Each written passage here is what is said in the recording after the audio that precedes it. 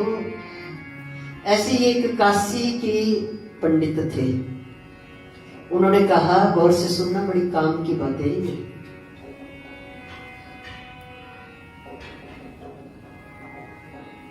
उन्होंने कहा कि भगवान शंकर की पूजा करते थे। भगवान शंकर के भक्त थे, भगवान शंकर की भक्ति में लीन रहते थे। एक दिन भगवान शंकर का साक्षात्कार हो गया। भगवान ने पूछा, मांगो क्या चाहिए। तो पंडित जी कहते हैं कि मेरे घर संतान नहीं है, मुझे संतान चाहिए। ऐसे कितने लोग आते हैं। आज भी सुबह एक आई भक्त, कितनी बार बच्चे दूसरी महीने तीसरी महीने बच्चा खराब हो जाता है। तो ऐसे बहुत सारे भक्त होते हैं। ऐसे कई लोग इस दरबार में भी आए 20-20 वर्षों के बाद, 22-22 वर्षों के बाद जिनको संतान की प्राप्ति हुई, 8-10 वर्षों के बाद, तो ऐसे तो कई आए। तो ऐसे ही भगवान शंकर को काशी के पंडित ने कहा कि मेरे घर संतान नहीं है। तो भगवान शिव ने कहा कि ठीक है। कहते मुझे पुत्र चाहिए।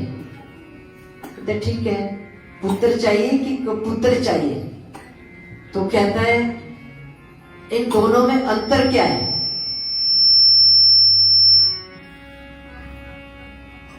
इन दोनों में अंतर क्या है।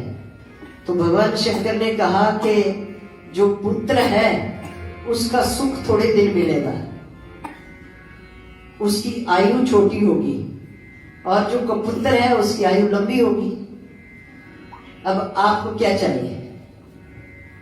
तो पंडित विचार करने लगा कि भाई थोड़े दिन का सुख ही अच्छा है, दुख से भाई कपुत्र होगा वो दुख देगा और लंबी आयु होगी उसकी, और जो पुत्र होगा वो सुख देगा लेकिन उसकी थोड़ी आयु होगी। तो दुख से तो सुख भला है, थोड़ा ही सही। तो उन्होंने कहा नहीं, मुझे पुत्र चाहिए। तो भगवान शंकर ने कहा कि इसकी आयु सिर्फ 5 वर्ष है। ऐसे कहकर अंतर ध्यान हो गए। अब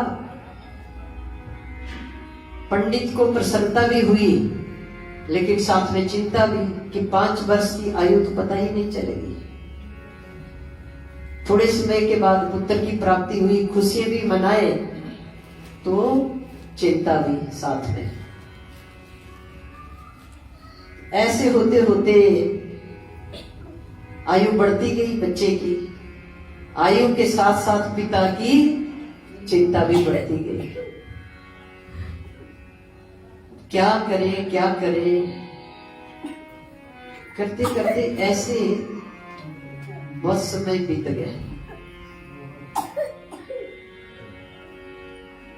अब 4 साल पूरे हुए तो उन्होंने इधर उधर संतों के पास जाना शुरू किया, महापुरुषों के पास जाना शुरू किया कि मेरे जो पुत्र की आयु है वो 5 वर्ष है, तो मैं ऐसा क्या करूं जिससे इसकी आयु बढ़ जाए। तो सबने यही कहा कि आप संतों के पास जाओ, महापुरुषों के पास जाओ, वही कुछ कर सकते हैं, बाकी सबके बस की बात नहीं है। तो आप जाइए महापुरुषों के पास, जहां जहां आप जा सकते हैं महापुरुषों के पास जाइए, उनके चरण पकड़ो, चरण स्पर्श करो और उनको ये विनती करो, प्रार्थना करो कि इस बच्चे की आयु थोड़ी और बढ़ जाए। तो पंडित जी ने ऐसे ही करना शुरू कर दिया कि जगह जगह जाकर संतों के पास, ऐसे ही एक दिन संतों को अपने घर बुलाना, ऋषियों को बुलाना। एक दिन सप्तऋषि आ गए। सप्तऋषि आए तो भोजन वगैरह व्यवस्था सारी की और सबने जैसे सप्तऋषियों को प्रणाम किया। पीछे से वो बच्चा गया, उसने प्रणाम किया। तो सप्तऋषियों ने कहा चिरंजीव हो। क्या कहा? चिरंजीव हो। माने भगवान शंकर ने तो 5 वर्ष की आयु दी। अब वो संतों के पास जाते जाते वो 5 वर्ष पूरे हो गए, सिर्फ 3 दिन बचे हुए थे, तब सप्तऋषि पहुंचे। अब जब उन्होंने कहा कि चिरंजीव हो, तो पिता ने कह दिया कि हे ऋषिवर, आप तो कह रहे हैं चिरंजीव हो, लेकिन इसकी तो 5 वर्ष की आयु है, और 5 वर्ष की आयु में अब शेष 3 दिन बचे। अब ऋषि चिंता में कि हमने तो वरदान दे दिया, ऐसे कैसे हो सकता है। तो उन्होंने पंडित जी को कहा कि इस बच्चे को हमारे साथ भेज दो। तो पिता ने कहा कि मेरे पास तो वैसे भी 3 दिन ही है, तो मैं 3 दिन पहले ही आपके पास इसको भेज देता हूं। तो ऋषि बच्चे को लेकर चला गया, और दूसरे दिन सुबह वो ब्रह्मा जी के पास पहुंचे।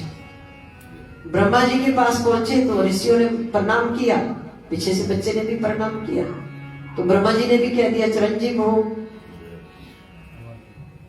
अब ऋषियों ने कहा कि ये तो हमारे सिर में एक बहुत बड़ा भार था, हम तो आपके पास लेकर आए और आपने भी कह दिया चिरंजीव हो।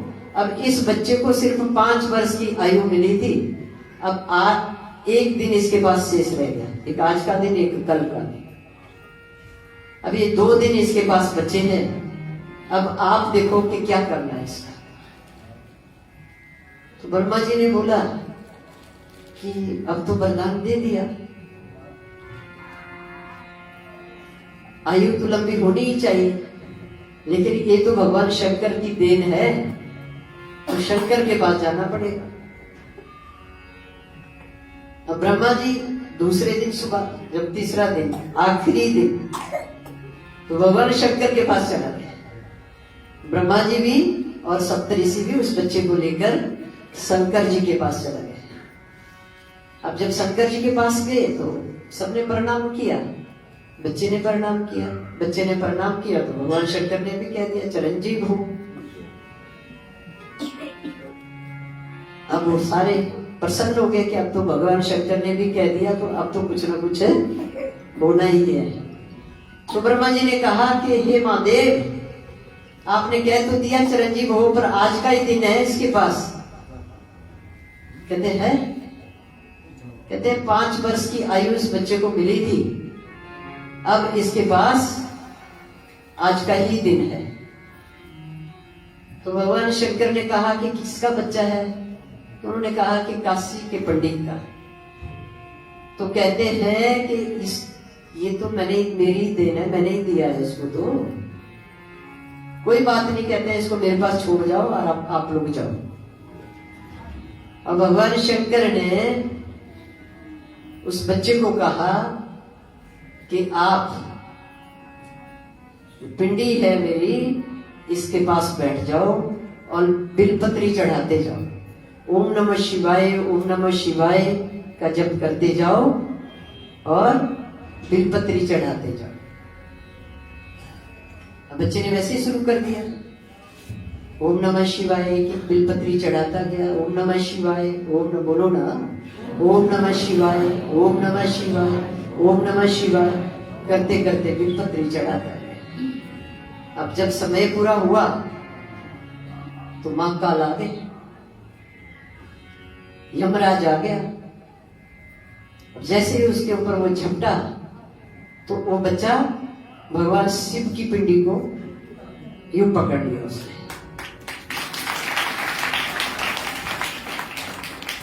हे महादेव बचाओ, हर हर महादेव, हर हर महादेव, उस बच्चे ने कहना शुरू कर दिया। उतने में भगवान शंकर अपने त्रिशूल के साथ प्रकट हुए और यमराज को पूछा, क्या कर रहे हो आप? बोला, ये प्रभु, इसकी आयु पूरी हो गई, तो जो नियम है, नियम तो यही है कि इसकी आयु पूरी हो गई तो हम इसको लेने आ गए, तो अब तो हमें इसको लेके ही जाना पड़ेगा। बोला, आपको कैसे पता इसकी आयु पूरी हो गई? इसको 5 वर्ष की आयु मिली थी, तो आज ये 5 वर्ष पूरे हो गए।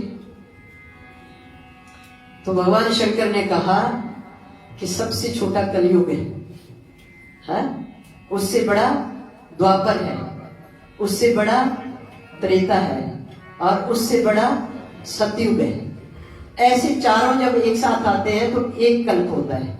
तो ब्रह्मा जी का एक कल्प होता है। तो ऐसे कई कल्पों तक ब्रह्मा जी रहते हैं, और फिर ऐसे कल्पों में 10 ब्रह्मा जी आ जाए, माने 10 ब्रह्मा जी अवतरित हो जाए, उसके बाद भगवान शंकर का एक दिन होता है। विचार करो। अब आप गिनती करो कि कितने कल्प और कितने ब्रह्मा जी आए। अब आप दिन भी गिनती करो, महीने भी गिनती करो, और वर्ष भी गिनती करो, और फिर कल्पों पे पहुंचो। उतनी आयु है इस बच्चे की। मेरा एक दिन, इसका एक दिन। तो ऐसे करते करते आप 5 वर्ष जोड़ो। तो जिस दिन मेरे 5 वर्ष, मेरे एक दिन को लगाकर आप लगाओ, तो 5 वर्ष जिस दिन हो जाएंगे, उस दिन इस बच्चे की आयु पूरी होगी।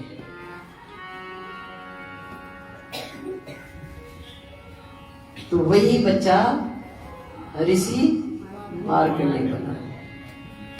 तो अभी थोड़ी देर पहले शुरुआत में हमने आपको बात जब ऋषि मार्कंडेय की आई थी, तो ये कहानी है, ये कितनी अपार कृपा कि कैसे 5 वर्ष, कितने हो गए वो 5 वर्ष, कई कल्प। जय हो। ये है भक्ति, भक्ति में शक्ति। अब जो पिता थे वो भी भक्ति करते थे, बच्चा भी भक्ति में लग गया। अभी थोड़ी देर पहले इस बच्चे को हम देख रहे थे, हनुमान चालीसा। ऐसे बड़े लोगों में अगर समझ है तो धीरे धीरे अपने छोटे छोटे बच्चों को भक्ति में लगा देते हैं, क्योंकि उनको पता है कि अपनी उंगली पकड़ने से पहले हम बच्चे को ईश्वर की उंगली पकड़ना सिखा दे, तो ये कभी भी जिंदगी में मात नहीं खाएगा, हर दुख और सुख से ऊपर उठ जाएगा। जय हो।